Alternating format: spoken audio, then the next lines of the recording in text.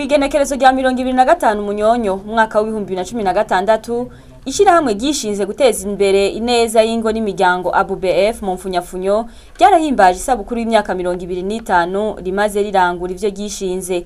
Ivyo birori bikaba vyatewe iteka n'umutambukanyi w'icegera ca kabiri c'umukuru w'igihugu. Vyari vyitabwe kandi n'umushikiranganje wo gushigikirana n'iterambere ridakumira, abaserukira amashirahamwe yishinze guteza imbere irondoka rijanye n'amagara meza ba Mustanteri, abafashwa na ABUBF hamwe n'abandi.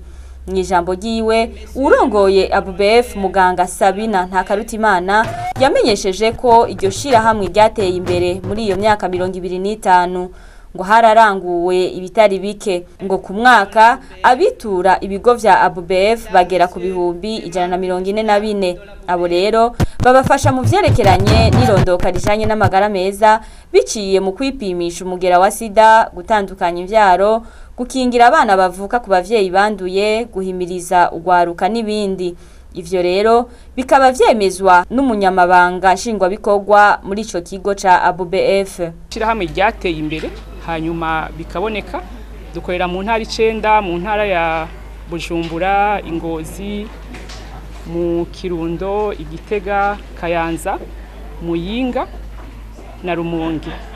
ABUBF rero icerekana yuko yakoze igashimwa, twararonse agashimwe gatanzwe na leta y'u Burundi, ubushikiranganje bujanye n'amagara y'abantu. Twararonse n'utundi dushimwe duhawe n'ishirahamwe gishinze guteza imbere ineza y'ingo n'imiryango ku rwego rw'isi yose yitwa IPPF, aho tumaze kuronka udushimwe tubiri. Novuga rero yuko mu byo twakoze twarashimye, twebwe turishima, turashimirwa n'abanyagihugu kubera n'ubu babandanya kutwitura, turasubira turashimirwa n'abadufasha, turashimirwa na leta y'u Burundi.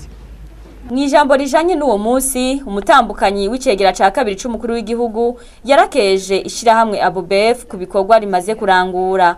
Ati nishirahamwe ry'akarorero ryafashije leta y'u Burundi mu guhangana n'ingorane zishingiye kwirondoka rijanye n'amagara meza na cane ivy'ugwaruka. Ku basanzwe bafasha ABUBF mu vy'uburyo n'ubumenyi, aha twovuga nk'ishami ry'ishirahamwe mpuzamakungu FINUAP hamwe n'ishirahamwe mpuzamakungu IPPF, ngo bazobandanya bafasha ABUBF gushika ku vyo ryiyemeje.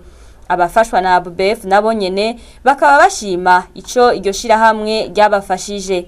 Maze kumenya ko ngera mu gera wa sida nari nibungenze imbanya, hanyuma barankurikirana, ico nico shimira ABUBF, irankurikirana impanuro, hanyuma umwana mvyara umwana akomeye, ubu uwo mwana ageze mu mwaka wa 4. Ndasubira ndiyongera n'ubundi umwe uko karako kambere, uyu mfise nawe afise amezi 11. Ko bamfashije ico gihe ngashobora gukurikiza umwana afise imyaka 7. Ivyo byose ndabikesha ABUBF. Ntivyahereye ngaho, harageze igihe nkuraho mfata ingingo yo kwiyugaza burundu. Ivyo birori vyasozerewe n'agatutu hamwe n'impapuro zo gushimira abatanguje ikigo ABUBF hamwe n'abakozi batanguranye kandi bagikorera muri ico kigo.